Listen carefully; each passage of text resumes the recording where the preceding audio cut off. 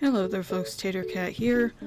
I wanted to talk today about an overall arcing review of one of my favorite manga series, Pet Shop of Horrors.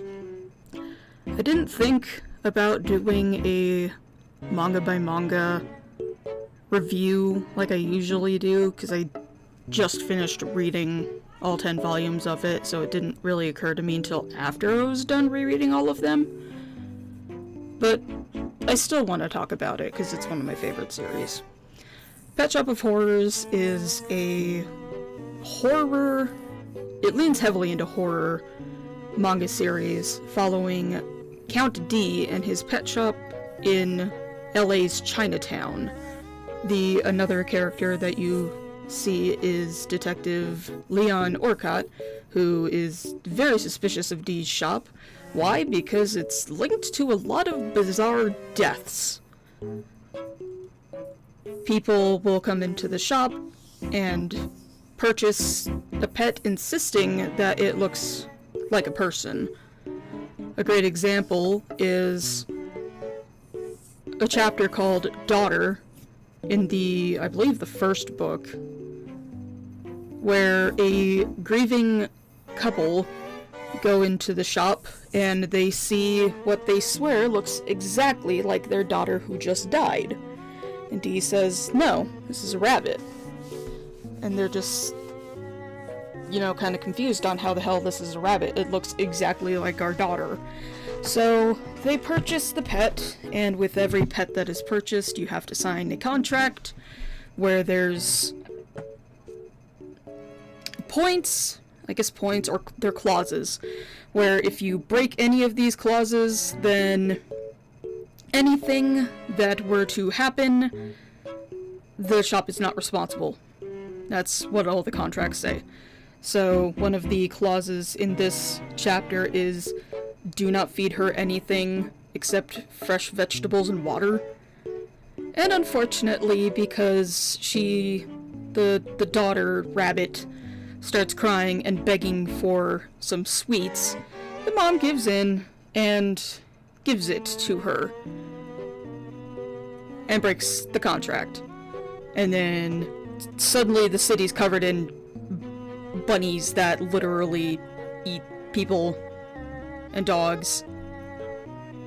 The husband actually gets eaten by rabbits, all because they broke the clause.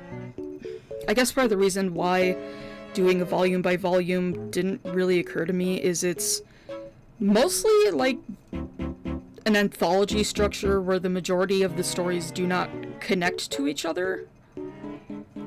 So each story is obviously pretty different.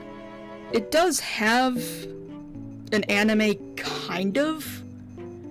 And the reason why I say kind of is it's a whole 4 episodes out of 10 volumes of the manga, so you can see that doesn't really go anywhere. Not to mention that it takes all sense of humor out, which is unfortunate. I can't think of the word, but the interactions between Leon and Dee are actually pretty funny a lot of the time. Leon winds up being a lot more comfortable in the shop than he wants to admit. He even trusts Dee at some point enough to leave his younger brother, who becomes a regular part of the series for like 5 volumes. His little brother obviously never shows up in the anime because it's 4 episodes long. And the whole time Leon is insisting that he's going to get Dee shut down and put him behind bars for drugs and slave trade and all of this nonsense, but he never actually really tries that hard. He does blame Dee for like everything, but obviously the LAPD is kind of like, dude, you don't have any evidence. You can't get a warrant to search on speculation like that. He's barely connected as it is. There's also Jill. I like Jill. She is somebody who also works at the LAPD that you see on and off several times. She works a lot with Leon, so that's how she's connected. Like I said, it's one of my favorite series. Unfortunately, I don't think it's ever going to get a better anime.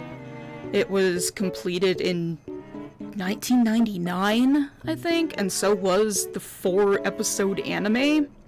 So it's never gonna get an actual anime, which is really unfortunate.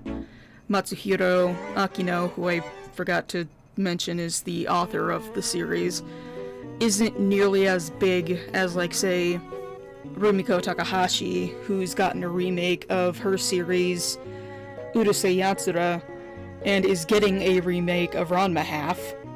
Honestly, my personal opinion, Pet Shop of Horrors is definitely worth a read if you can get your hands on it. I give the series as a whole a 9 out of 10. I absolutely love this series, and I would recommend it. I don't know if I'm going to do a review series on what I'm reading now, which is Trigun. I guess, let me know if you have any interest.